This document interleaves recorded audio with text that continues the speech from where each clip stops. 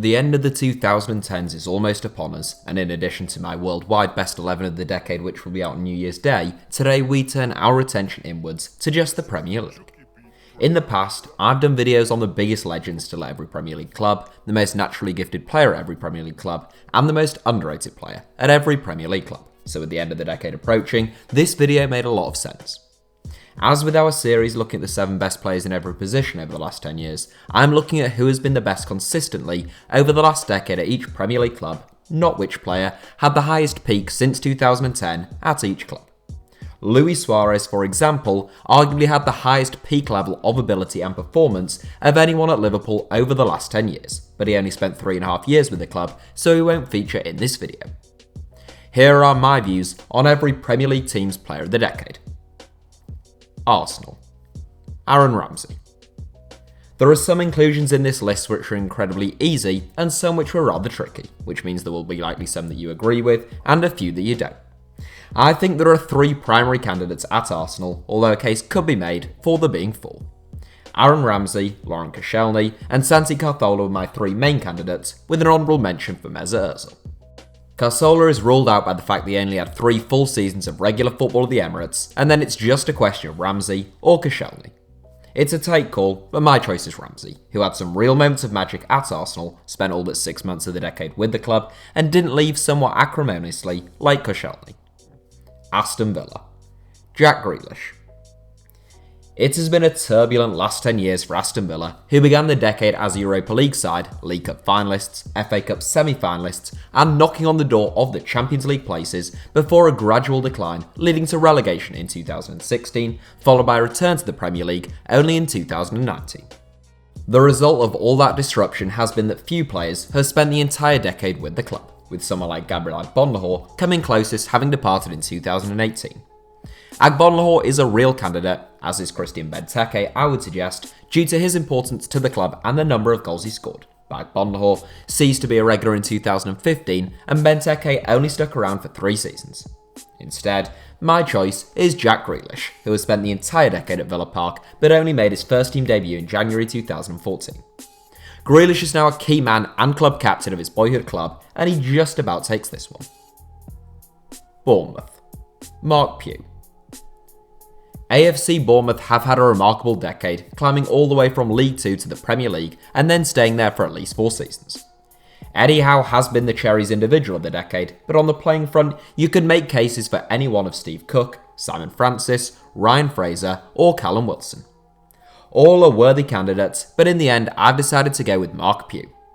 The 32-year-old joined the Cherries in 2010 with a fee of £100,000 set by a tribunal being described as quite excessive by Bournemouth chairman Jeff Mostyn. It would prove to be pretty reasonable.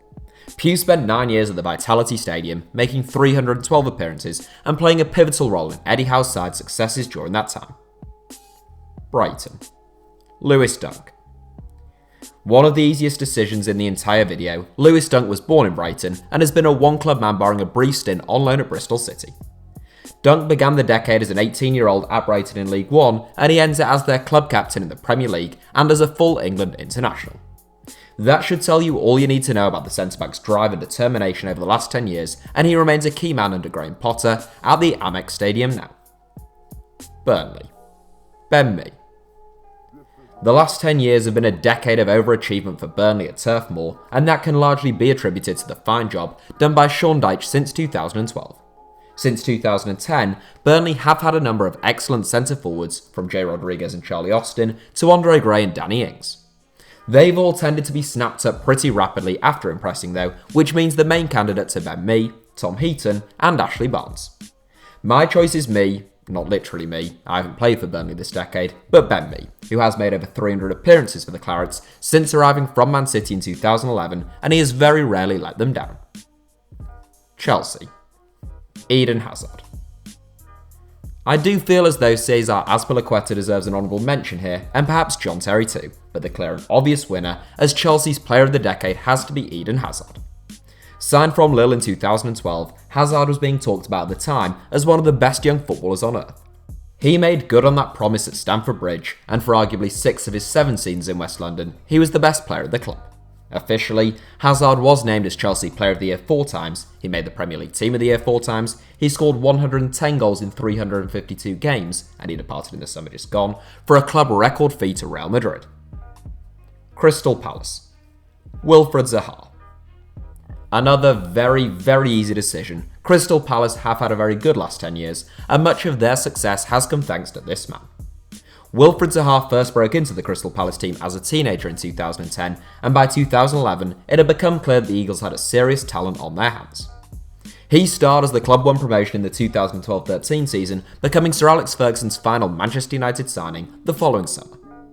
ZAHA returned to Selhurst Park in 2014, and for the last 3 seasons at least, he has been their star man.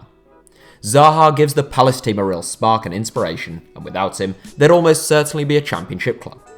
The former England turned Ivory Coast international has scored 56 goals in 343 appearances for Palace this decade, thrice being named as their Player of the Year, and he takes this one comfortably. Everton. Seamus Coleman. There's a little bit more debate to be had when we come to Everton, where Seamus Coleman, Leighton Baines and Phil Jagielka are all solid candidates. Together, they formed 3/4 of the Toffees' backline for most of the last 10 years, with Coleman's decade interrupted by a serious injury, whilst Baines has more recently faced competition from Luca Digne and Jagielka departed in the summer just gone.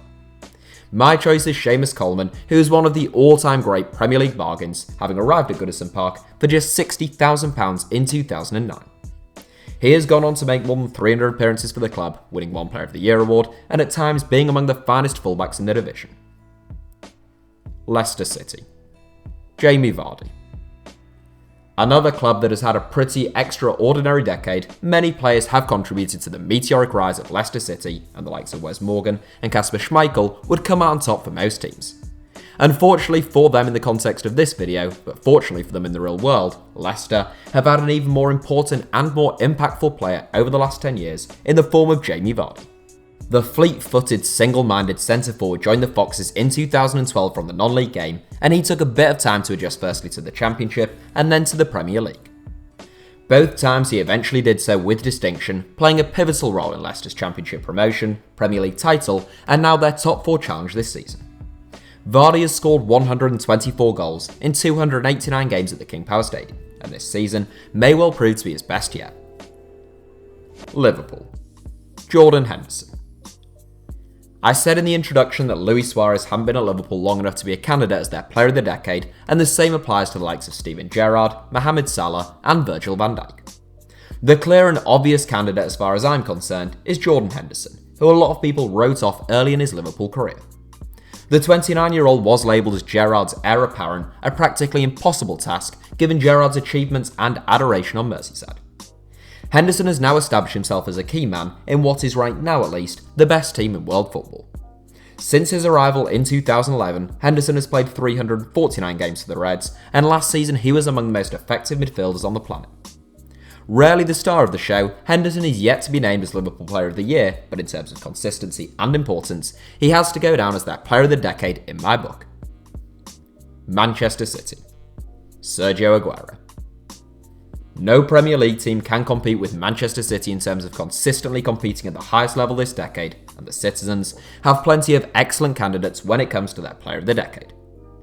Man City have won 13 trophies during the 2010s and have finished in the top 4 every season since 2010-11, with Sergio Aguero, David Silva, Yaya Toure and Vincent Kompany forming the real spine of their side over much of that time. All 4 are titans of the club, but Aguero has become Man City's all-time leading goal scorer with 244 goals in 355 games.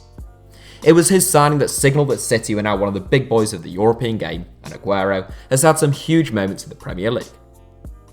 Manchester United. David De Gea. The 2010s began in a similar vein for Manchester United as the previous 20 years, with unrelenting success under Sir Alex Ferguson.